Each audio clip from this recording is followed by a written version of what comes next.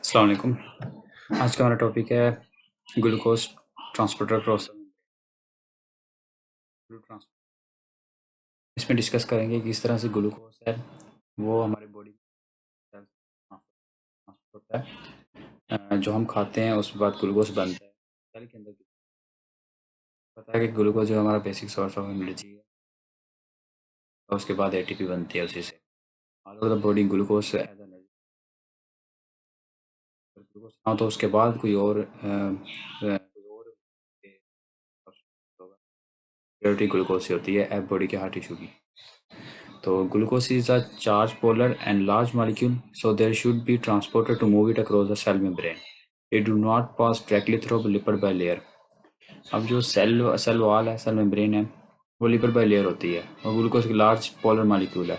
वो lipid bilayer को easily cross नहीं कर सकता, तो उसके लिए एक चैनल होना चाहिए जिनके थ्रू ग्लूकोज मूव कर सके from cell to blood and from blood to cell, from inside outside the cell. तो इसके लिए दो मैकेनिज्म है, एक है SGLT, एक है ग्लूट। SGLT है sodium glucose link transporter, sodium glucose link transporter, और दूसरा है ग्लूट जो ग्लूकोज ट्रांसपोर्टर है। सिंपल है। SGLT के फर्दर अगर दो टाइप्स हैं, डिपेंड करता है इसकी लोकलाइजेशन के लिहाज से। SGLT जो 1 है वो प्रेजेंट होता है GIT में, ल्यूमन ऑफ GIT में और late part of the proximal converted tubules. और SGLT जो 2 है वो प्रेजेंट होता है early part of the proximal converted tubule cells, ECT cells present in the nephrons. So जो SGLT1 है वो सोडियम ग्लूकोज को ट्रांसपोर्टर और सोडियम ग्लूकोज लिंक ट्रांसपोर्टर कहते हैं। This mechanism is used when glucose is transported from lemur of GIT plus reabsorbed glucose from the proximal। Same है।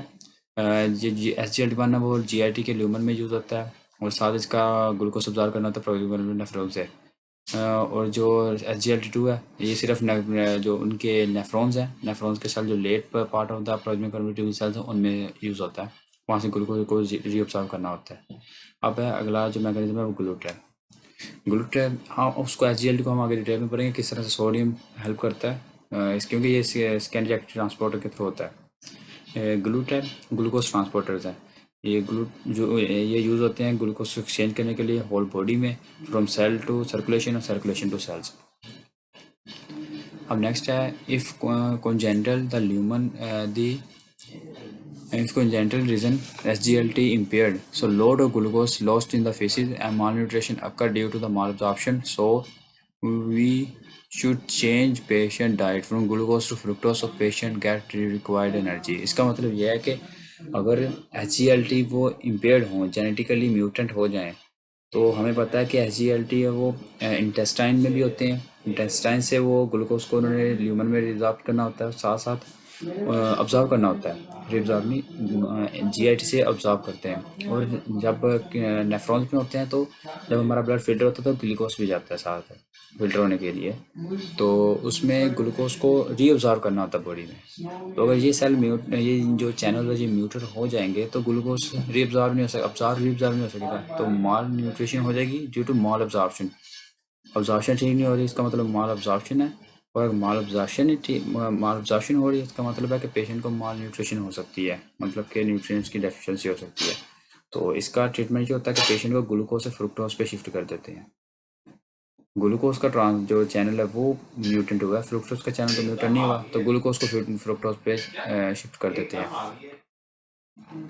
Normal body में जो ब्लड में ग्लूकोज लेवल है 90 milligram पर डेसीलीटर है, और 5 मिलीमोल पर जो पैरामीटर 5 मिलीमोल पर लीटर है ग्लूकोज। कुछ कंट्रीज में ये यूज़ होता है, कुछ कंट्री में मिलीमोल पर लीटर यूज़ होता है।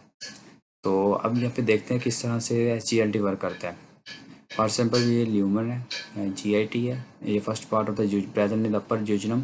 SGLT upper part of the jejunum में होता है। SGLT1 और को ट्रांसपोर्टर, सिम्पोर्ट को ट्रांसपोर्टर।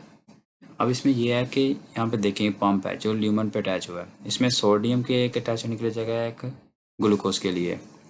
अब जब सोडियम और ग्लूकोज दोनों एक साथ अटैच हो जाते हैं तो ये जो मतलब कि अब जब हम देखते हैं कि सोडियम ने बाहर जो है वो पॉजिटिव है, अंदर बाहर पॉजिटिव है, अंदर नेगेटिव है। तो पॉजिटिव से नेगेटिव ये जो होता है, हम नीचे जाकर पढ़ेंगे देखेंगे जो इलेक्ट्रोनेगेटिविटी डिफरेंस होता है जिसकी वजह से इस पंप ने मूव करना होता है। सोडियम ने इनसाइड जाना होता है, पोटाशियम ने आउटसाइड आना होता है।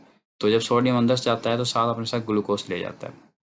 अब नेक्स्ट जाके देखते हैं ग्लूकोज तो अंदर चला गया, अब सोडियम अंदर जाके डिस्टर्बेंस क्रिएट करेगा, जिसको कवर करेगा ATPase sodium potassium ATPase pump. ATPase pump क्या करता है कि सोडियम को रिमूव कर देता है और पोटाशियम को अगेन अगेन अंदर ले जाता है, जिसकी वजह से कंटिन्यूस प्रोसेस चलता रहता है और ये पंप जो है एनर्जी यूज़ करता है एटीपी की फॉर्म में।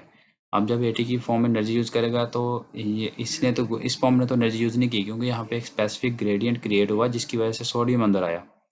अब ये इसलिए ऐसे कहते हैं कि ये सेकेंडरी एक्टिव ट्रांसपोर्ट है, जो खुद एनर्जी मतलब कि यूज़ अपनी नहीं कर रहा, लेकिन किसी और की एनर्जी पे ग्लूकोज ट्रांसपोर्ट हो गया अंदर।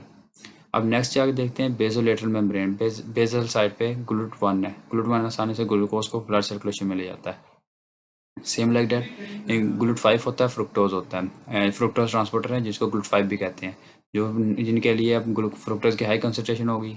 अब यहाँ पे एक रीज़न ये भी है कि फ्रुक्टोज के लिए मतलब कि सर्कुलेशन बॉडी में ब्लड में बहुत कम होती है, यहाँ पे जब हाई आएगी तो इजीली ट्रांसपोर्ट हो जाएगा। इसके लिए एक स्पेसिफिक इसका ट्रांसपोर्टर है, कोई से मतलब कि सेकेंडरी ट्रांसपोर्ट मैकेनिज्म नहीं चाहिए, तो सीधा ये ट्रांसपोर्ट होता है। ग्लूकोज यहाँ पे हाई होता है, यहाँ पे लो होता है, तो हाई से लो की तरफ इजीली ट्रांसपोर्ट हो जाता है, इसलिए ग्लूकोज फ्रुक्टोज इजीली ब्लड में आ जाता है।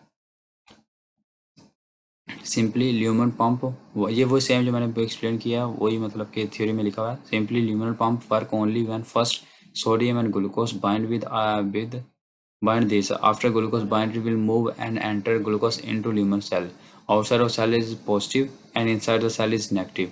And due to this electron-activity positivity difference, this pump use energy and work. This difference is maintained by sodium potassium pump on basolateral side. This pump use direct energy.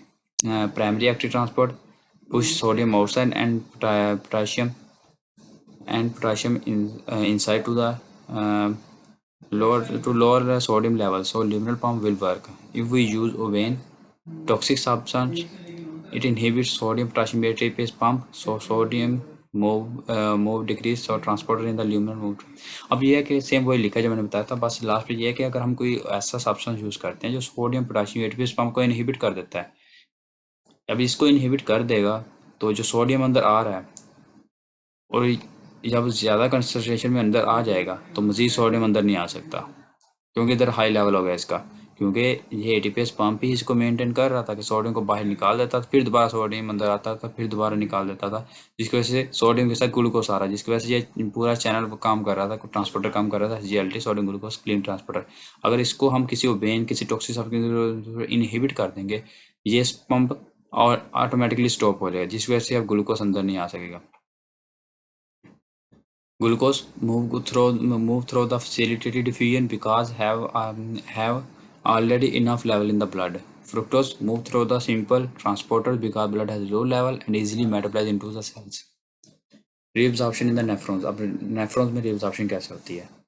Early part of nephron of plasma converted cells has SGLT2 plus GLUT2. Early part में SGLT2 होता है और साथ GLUT2 होता है, और जो late part of proximal cognitive cell तो वहाँ पे SGLT1 GLUT1 होता है।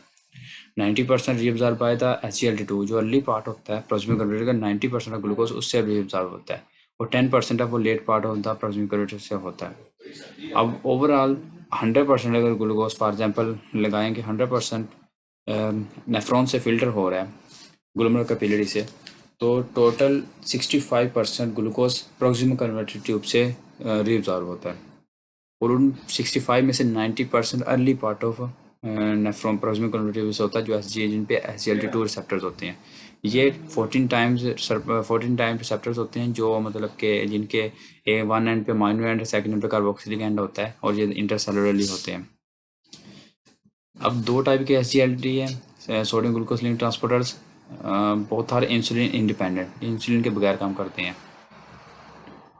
अब हम यहाँ पे देखते हैं किस तरह से ये काम करते हैं। ये सेम वही सोडियम ग्लूकोज, सोडियम इसके साथ बाइंड करेगा, नेक्स्ट एटीपीएस वर्क करेगा, बेजोलेटर साइड पे सोडियम अंदर आएगा, अगेन आउटसाइड चलेगा, ग्लूकोज साथ उसके आएगा, ग्लूकोज को रिमूव कर अंदर चला जाएगा। ग्लिफलोस जीन्स है, ग्लिफलोस SGLT2 इनहिबिटर्स हैं for type 2 diabetes patient. Gliflozins medicine use करते हैं, SGLT2 इनहिबिटर करते हैं। जब इनको SGLT2 को इनहिबिटर कर दिया जाता है, फॉर एग्जांपल किसी पेशेंट में जो टाइप 2 डायबिटीज़ का पेशेंट है, उसमें ग्लूकोज लेवल ज़्यादा होता है, क्योंकि उसमें इंसुलिन प्रॉपर सिक्रीशन नहीं हो रही होती, जिसकी वजह से उसको ब्लड ग्लूकोज लेवल हाई हो जाता है, क्योंकि ब्लड में से ग्लूकोज सेल में मूव नहीं करता इंसुलिन की कंसनट्रेशन कम होने की वजह से।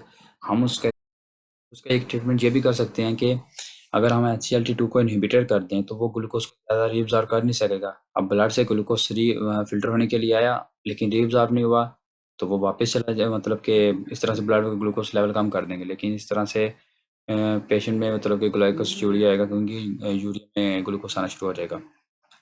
अब ग्लूट्स की बारी है। ग्लूट्स को हम स्टडी करते हैं, ग्लूकोज ट्रांसपोर्टर्स को। टोटल ग्लूकोज है ये सोडियम इंडिपेंडेंट है, ये सोडियम के लिए डिपेंडेंट नहीं करते और बॉडी में वाइडली डिस्ट्रीब्यूशन होती है इनकी।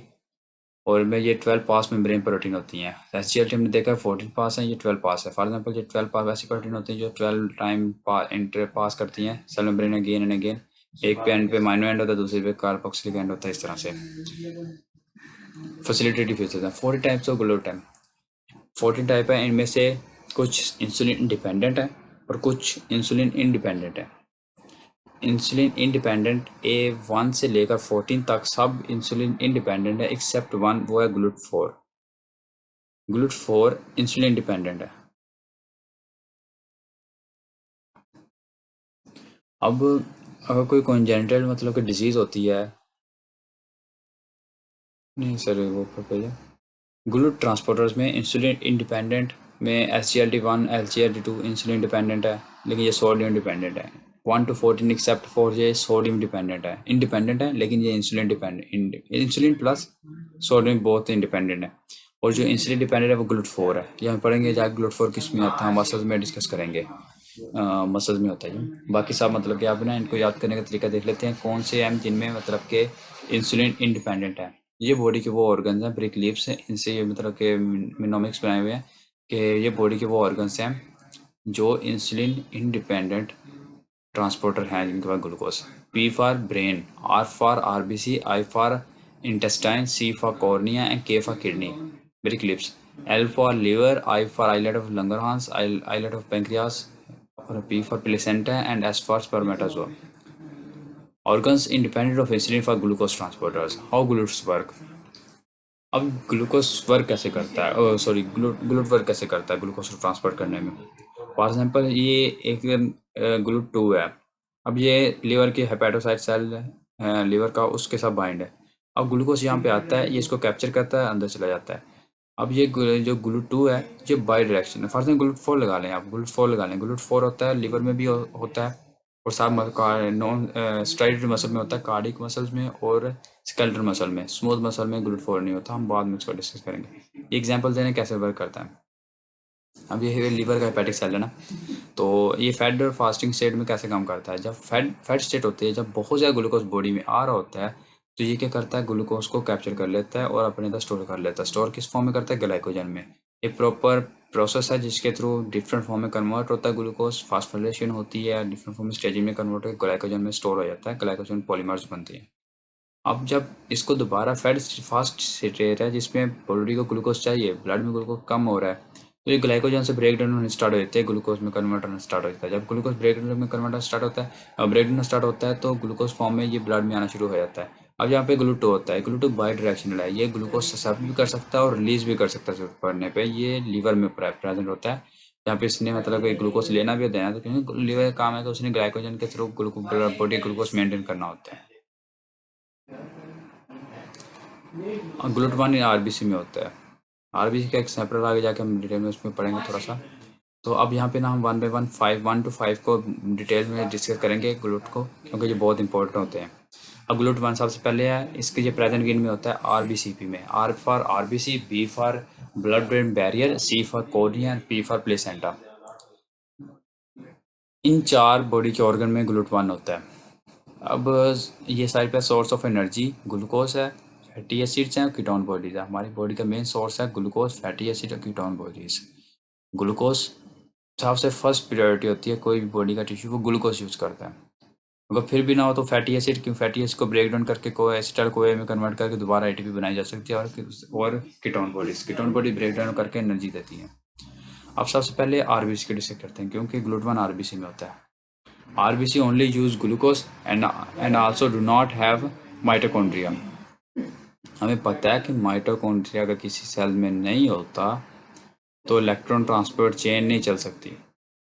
Electron transport chain power house of cell है माइटोकॉन्ड्रिया। इलेक्ट्रॉन ट्रांसपोर्ट चेन नहीं चलेगी तो एनर्जी कैसे पैदा होगी। अब तो इसमें आरबीसी में ये होता है कि सेल एनारोबिक वे से एनर्जी एटीपी बनाता है।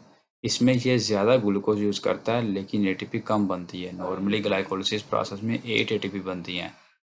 तो ये क्या करता है, जब ग्लाइकोलिसिस प्रोसेस स्टार्ट होता है तो पायरुवेट को एसिटिक एसिड में कन्वर्ट कर देता है, लैक्टिक एसिड में, तो वहाँ से 2 एटीपी बन जाती हैं, बाकी 6 एटीपी नहीं बनती।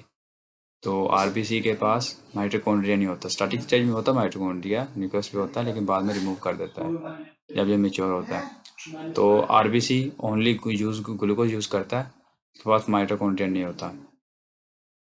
तो इसका मेन सोर्स ऑफ यूज़ है ग्लूकोज है, क्योंकि माइटोकॉन्ड्रिया नहीं है तो ये फ्री फैटी एसिड को भी नहीं कन्वर्ट कर सकता, ये कीटोन बॉडीज को भी नहीं कन्वर्ट कर सकता। तो इसके सोर्स ऑफ ये जो है वो फ्री फैटी एसिड है, ग्लूकोज ही है।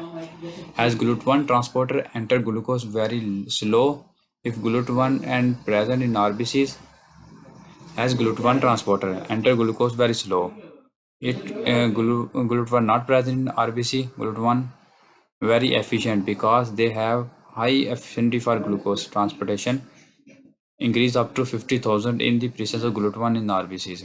उसकी रीज़न ये है, हम देखते हैं GLUT1 जो है ना, ये इसकी जो मैकेलिस कांस्टेंट है, जो हमें बताता है efficiency of the glucose transporters, वो इसकी लो है, केएम वैल्यू लो है। केएम वैल्यू लो का मतलब ये होता है कि इस ग्लूकोज की एफिनिटी पावर ज़्यादा है, इस ग्लूकोज ट्रांसपोर्टर की एफिनिटी पावर ज़्यादा है। ये ज़्यादा मतलब कि कम ग्लूकोज लेवल में से भी ग्लूकोज को अट्रैक्ट जल्दी कर लेता है, लेकिन इसकी कैपेसिटी कम है, ये ज़्यादा अट्रैक्ट नहीं कर सकता। अट्रैक्ट तो कर लेता है लेकिन ज़्यादा होल्ड नहीं कर सकता, ज़्यादा ग्लूकोज को होल्ड नहीं कर सकता।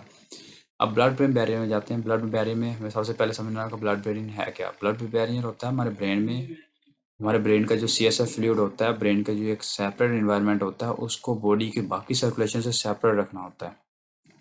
और उस बॉडी की सर्कुलेशन को सेपरेट रखने के लिए एक बैरियर यूज करते हैं जिसे ब्लड ब्रेन बैरियर कहते हैं। ये बना होता है एंडोथेलियल सेल से, of capillary walls, basement membrane and astrocytes. Astrocyte spotting cells होते हैं उसमें, सेंट्रल नर्वस सिस्टम में। तो अब इस साइड पे ब्लड है और दूसरी साइड पे, एक साइड पे ब्लड है, दूसरी साइड पे न्यूरॉन्स हैं। अब endothelial cells of capillaries, basement membrane, astrocyte, इन सबको क्रॉस करके जाना होता है फिर न्यूरॉन के पास। तो एंडोथेलियल सेल की इस ल्यूमन साइड पे GLUT1 अटैच होता है, जो ब्लड में से ग्लूकोज ट्रांसपोर्ट होता है, देन पास करता हुआ देन न्यूरॉन के पास जाता है। अब यहाँ पे कंफ्यूज होते हैं सेंट्रल नर्वस सिस्टम में और GLUT1 में। GLUT1 होता है ब्लड ब्रेन बैरियर में और GLUT3 होता है न्यूरोनल सेल में। ये GLUT1 RB blood brain barrier में और GLUT3 न्यूरॉन्स में। इनके दरमियान में वेरी टाइट जंक्शन होता है, ये इजीली पास करने नहीं देते। GLUT3 high affinity so capture glucose through this layer barrier carrying from GLUT1। अब ये ना अभी साइड पे GLUT3 और 4 है, 2 और 3 है। हम नेक्स्ट पे चलते हैं, वहाँ पे ना अभी तक GLUT1 डिस्कस कर रहे हैं। अब नेक्स्ट तो हमारा जो सबसे पहले हमने डिस्कस कर लिया, और देखते हैं आरबीसी में ब्लड बैरियर। अब कॉर्निया में डिस्कस करते हैं, कॉर्निया में कैसे ट्रांसपोर्ट होता है। Also has GLUT1 for high affinity of the glucose. Cornea में GLUT1 होता है ताकि मतलब कि ग्लूकोज को इजीली मतलब कैप्चर किया जा सके। प्लेसेंटा। अब प्लेसेंटा, हमें पता है कि जब प्लेसेंटा प्रेगनेंसी के दौरान प्लेसेंटा कितना इंपॉर्टेंट होता है, क्योंकि ये एक ओनली पाथवे होता है जिसके थ्रू न्यूट्रिशन एक्सचेंज हो रही है मदर से बेबी की तरफ। अब बेबी की न्यूट्रिशन के लिए, जो ग्रोथ के लिए ग्लूकोज बहुत इंपॉर्टेंट होता है, बहुत ज़्यादा इंपॉर्टेंट होता है।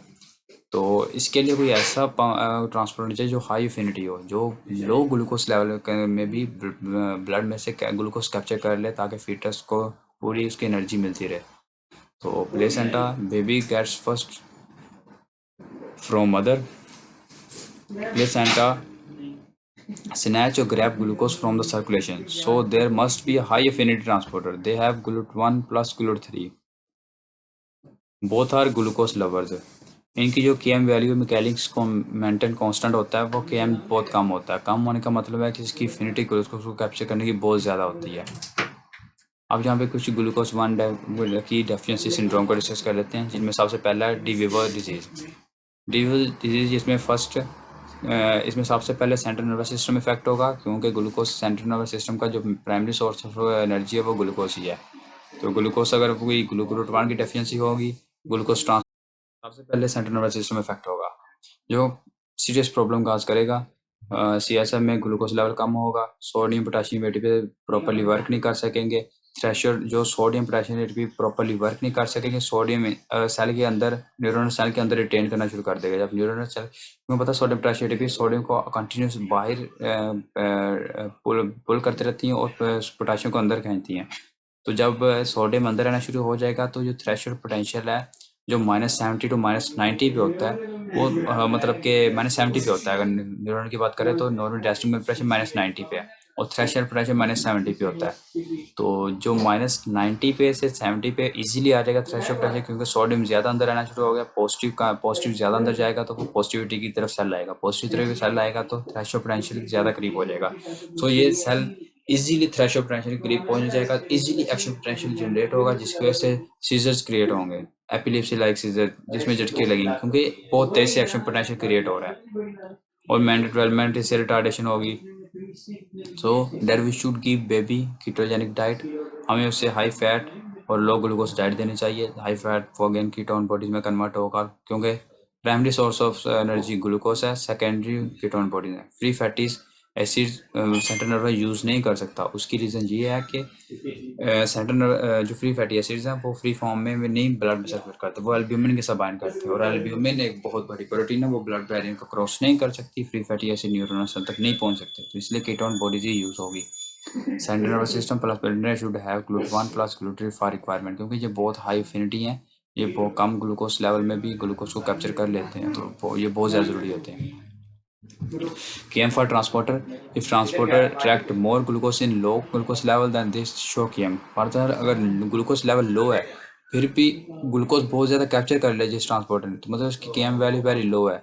तो ये है ना, मैं एक और लेक्चर था उसमें Km का पूरा ग्राफ था, मतलब कि मैकेनिक्स कांस्टेंट का, कि कित मतलब कि उसमें दिखाते हैं कि स्पीड से ग्लूकोज उसने कैप्चर कर लिया। तो मतलब कि अगर किसी ने कम ग्लूकोज लेवल में भी ज़्यादा ग्लूकोज कैप्चर अट्रैक्ट कर लिया, मतलब कि ज़्यादा तेज़ी से एफिनिटी मोर पावरफुली अट्रैक्ट कर लिया लेकिन बहुत कम किया, तो उसकी Km वैल्यू लो है।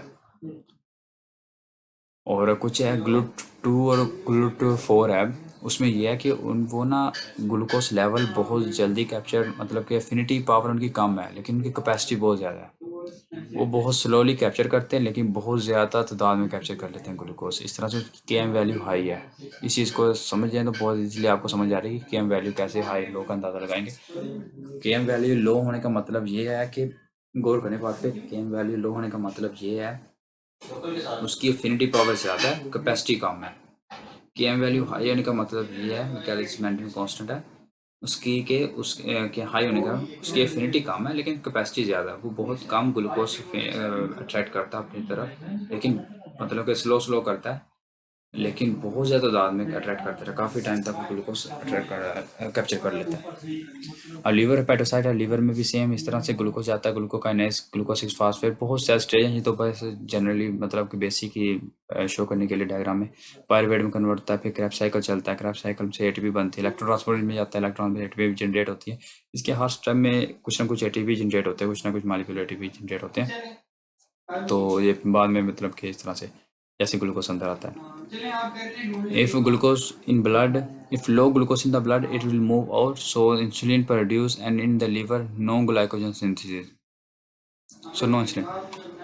आपको ऐसे समझ आ जाएगी, मतलब कि अगर आपने स्टार्टिंग किया, अगर आपने पहले पढ़ा तो इजीली आपको समझ आ जाएगी कि इंसुलिन और ग्लूकागोन किस तरह वर्क करते हैं। जब बॉडी में ग्लूकोज लेवल हाई होता है तो इंसुलिन प्रोड्यूस होते हैं, इंसुलिन प्रोड्यूस ग्लूकोज को सेल के अंदर, मतलब के ट्रांसपोर्टर के थ्रू सेल के अंदर भेज देती है ग्लूकोज को। जब इन ग्लूकोज लेवल बॉडी में कम हो जाता है, इंसुलिन लेवल ऑटोमेटिकली कम हो जाता है, तो इसके मुकाबले ग्लूकागोन रिलीज करता है, ग्लूकागोन आकर हेपेटिक सेल को स्टिमुलेट करता है, जो कि अपना प्रोसेस स्टार्ट करता है। मल्टीपल ऑफ इसके स्टेप्स होते हैं जिसमें इसको ग्लूकोज को मेंटेन किया जाता है, ब्लड में ग्लूकोज को मेंटेन करता है। अब जब ब्लड में ग्लूकोज लेवल लो है, ग्लूकागोन आएगा, वो स्टिमुलेट करेगा, तो उसके थ्रू ग्लाइकोजन सिंथेसिस स्टॉप हो जाती है, ग्लाइकोजिनोलाइसिस स्टार्ट होती है, ग्लाइकोजन ब्रेकडाउन स्टार्ट होती है, वो ग्लूकोज में कन्वर्ट होती है, दोबारा ब्लड में जाती है, जिस तरह से ब्लड का ग्लूकोज लेवल मेंटेन किया जाता है। और वो जो GLUT2 है वो बाई डायरेक्शन होता है, उसकी लो एफिनिटी होती है, हाई Km वैल्यू होती है, हाई कैपेसिटी होती है उसकी। फैट स्टेट में क्या होता है, फैट स्टेट में हाई ग्लूकोज लेवल होता है, हाई इंसुलिन होती है, हाई फैट स्टेट में हाई ग्लूकोज लेवल होता है और इंसुलिन लेवल हाई हो जाता है, ग्लूकोज लेवल लो हो जाता है। और फास्ट स्टेज में ऐसा होता है जब ग्लूकोज लेवल हाई लो होता है, इंसुलिन लेवल ऑटोमेटिकली डिक्रीज होता है, ग्लूकोगोन लेवल हाई हो जाता है। जब ग्लूकोगोन लेवल हाई हो जाता है तो वो जाके सेल के अंदर चेंजेस करता है, जिसकी वजह से ग्लूकोज लेवल को अगेन हाई करके मेंटेन किया जा सकता है। ये फास्ट स्टेट में है। इसको आप आसानी से बार बार मतलब कि कुछ न कुछ हर टॉपिक पे लेक्चर लेंगे ना इस तरह के, तो इस तरह से आपको समझ नहीं आएगी अगर फर्स्ट टाइम से डायरेक्टली ग्लूकोज ट्रांसपोर्ट समझ रहे हैं। पहले आपको glucose transporter, insulin, hormone, glucagon का रेगुलेटर मैकेनिज्म वो सारा समझना पड़ेगा, फिर आपको ये इसलिए समझ आ जाएगी। मैं ये ओवरव्यू दे रहा हूँ जो। अब किडनी में है, किडनी में रीअब्सॉर्ब्ड इन नेफ्रॉन प्रॉक्सिमल कन्वर्टिबल्स SGLT2 होते हैं, सेम वही है लिमिट सेल्स होते हैं।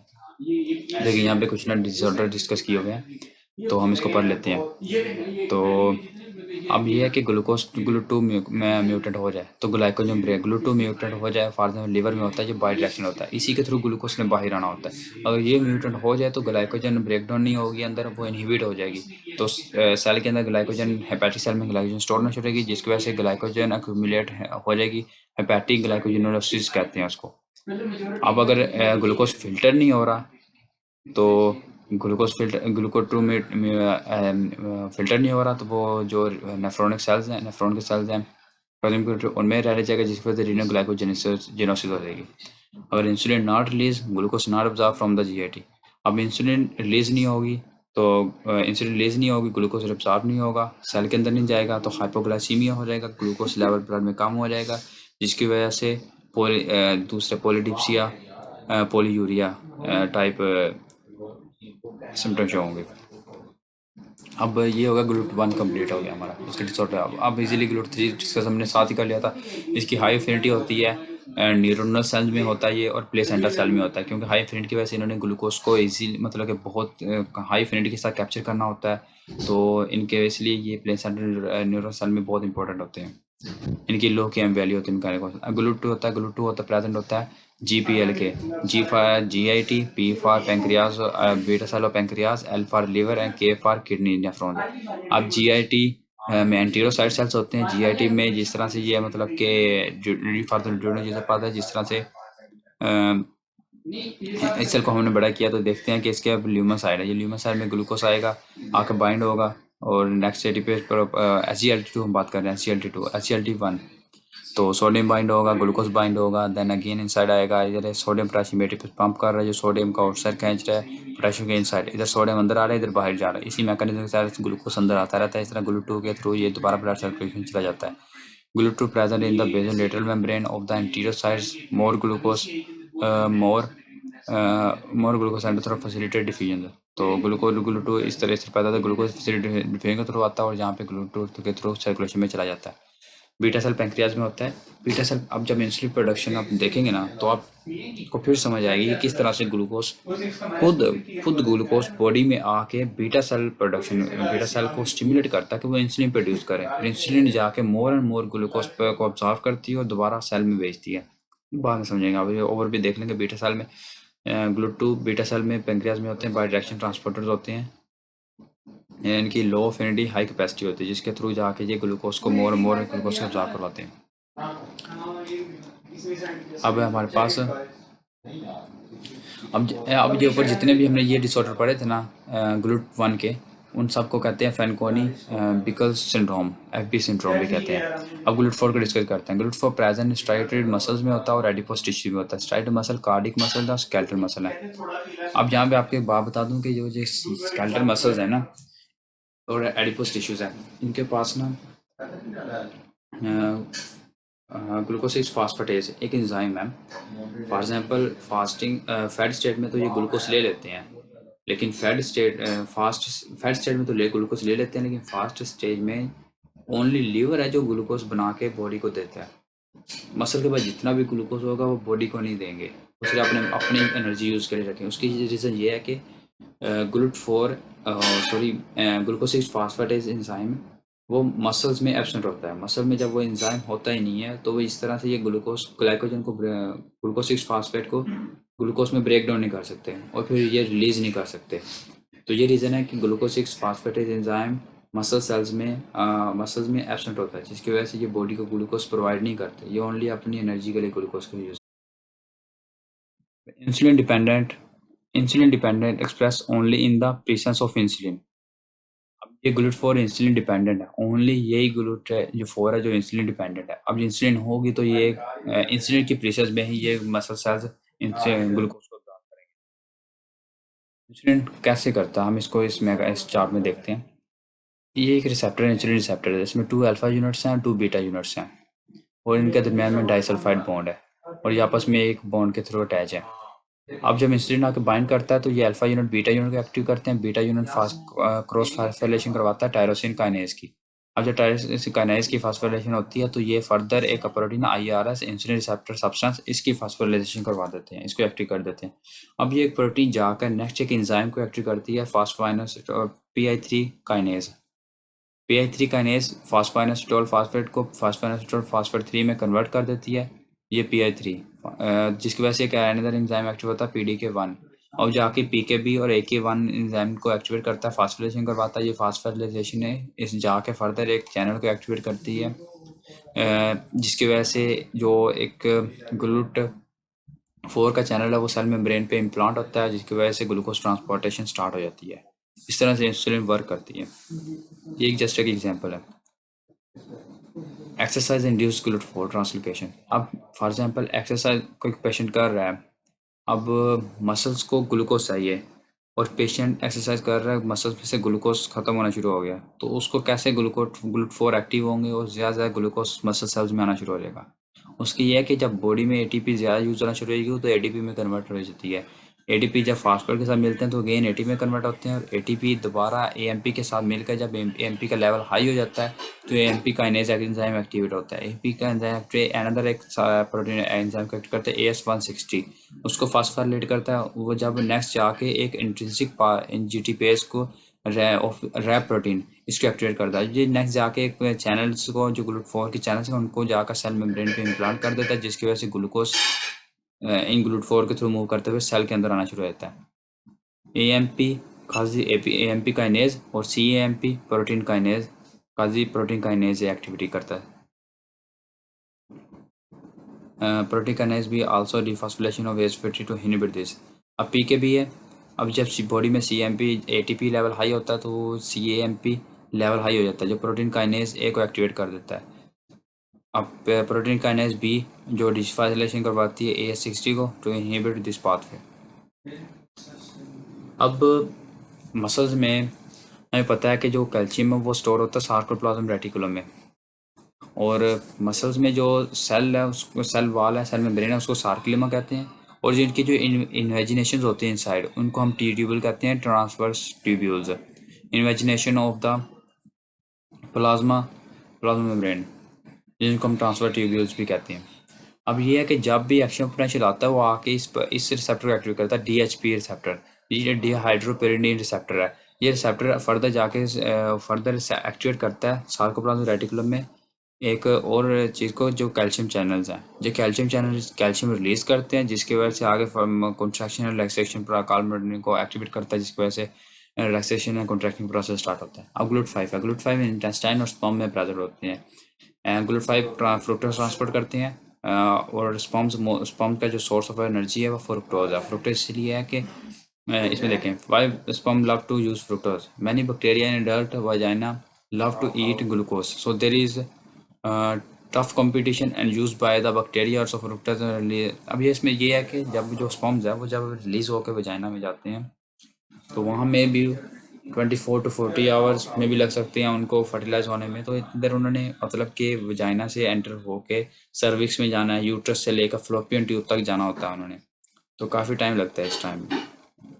तो इस दौरान उनको एनर्जी चाहिए होती है, वो चाहिए होती है, वो लेते हैं फ्रुक्टोज की शक्ल में। फ्रुक्टोज में इसलिए कि अगर वो ग्लूकोज में लेते हैं तो वजाइना में जो बहुत से बैक्टीरिया हैं वो भी ग्लूकोज अगर यूज़ करते होंगे इस तरह से इनकी एनर्जी यूज़ कर लेंगे, खुद डेड हो जाएंगे। इसलिए as a energy source fructose use करते हैं स्पर्म्स।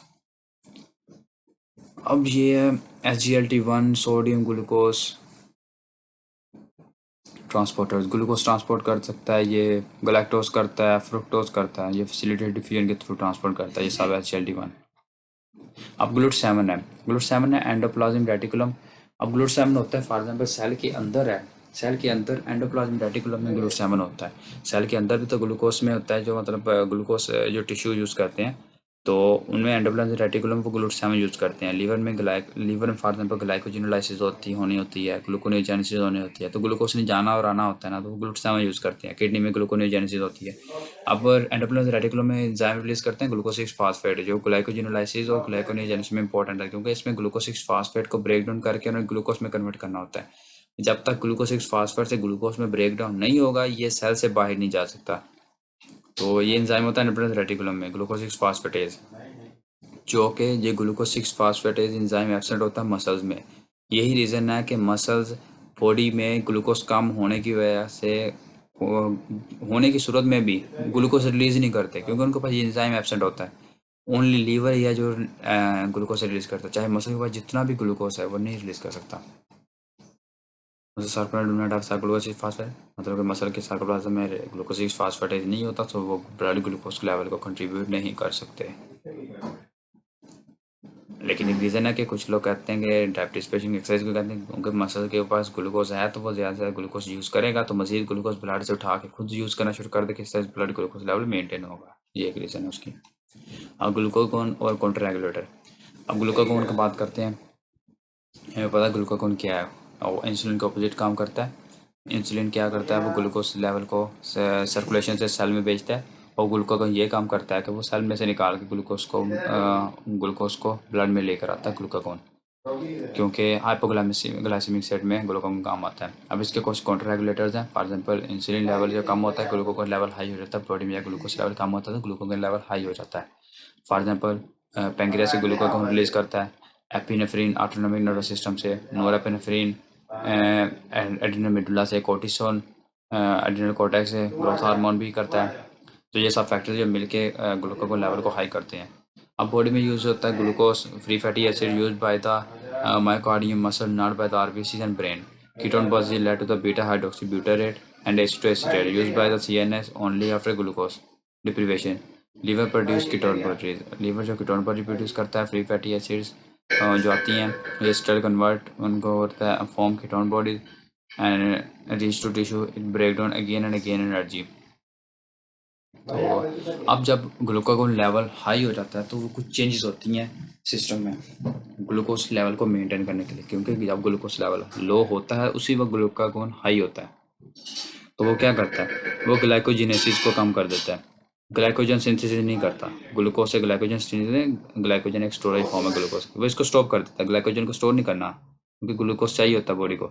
नेक्स्ट करता है ग्लाइकोजिनोलाइसिस को इंक्रीज कर देता है, ग्लाइकोजन को ब्रेक डाउन करना शुरू करता है ताकि बॉडी का ग्लूकोज लेवल मेंटेन किया जा सके। उससे अगला ग्लाइकोलिसिस को स्टॉप कर देता है। बॉडी से एटीपी की जरूरत नहीं है सेल को, उस ब्लड को ग्लूकोज देना है, तो ग्लाइकोलिसिस को स्टॉप कर देगा, डिक्रीज कर देगा। अब ग्लूकोनियोजेनेसिस है कि अदर देन कार्ब्स के थ्रू मतलब के ग्लूकोज बनाना, कार्बोहाइड्रेट के अलावा ग्लूकोज बनाना, उसमें वो ग्लूकोनियोजेनेसिस इंक्रीज कर देगा ताकि बॉडी का ग्लूकोज लेवल मेंटेन किया जा सके। नेक्स्ट स्टेप 5वां के लाइपोजेनेसिस, लिपिड की जो लिपिड फॉर्मेशन है उसको स्टॉप कर देगा, क्योंकि एक्स्ट्रा ग्लूकोज लिपिड फॉर्मेशन करता है, तो लिपिड फॉर्मेशन इस मौके पे नहीं चाहिए, क्योंकि बॉडी को ग्लूकोज चाहिए, तो लिपिड फॉर्मेशन स्टॉप हो जाएगी, decrease lipogenesis and increase lipolysis. Lipolysis मतलब कि लिपिड को ब्रेक डाउन करना शुरू कर देगा ताकि लिपिड से एनर्जी पैदा की जा सके glucose plus free fatty acid की फॉर्म में। और इंक्रीज बीटा ऑक्सीडेशन में पता है कि इलेक्ट्रॉन ट्रांसपोर्ट चेन में किस तरह से काम करते हैं, किस तरह से एनर्जी प्रोड्यूस करती है। तो बीटा ऑक्सीडेशन को इंक्रीज करते हैं, जैसे फ्री फैटी एसिड को एसिटल को में कन्वर्ट किया जा सकेगा, दोबारा ग्लूकोज में कन्वर्ट किया जा सकेगा।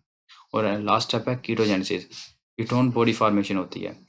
8वां लास्ट स्टेप है जिसमें कीटोन बॉडी फॉर्मेशन होती है, कीटोजेनेसिस ज़्यादा कर देते हैं। Ketone body beta hydroxybutyrate and acetoacetate, alpha acetoacetate, तो 2 कीटोन बॉडीज हैं जो एनर्जी प्रोवाइड करती हैं।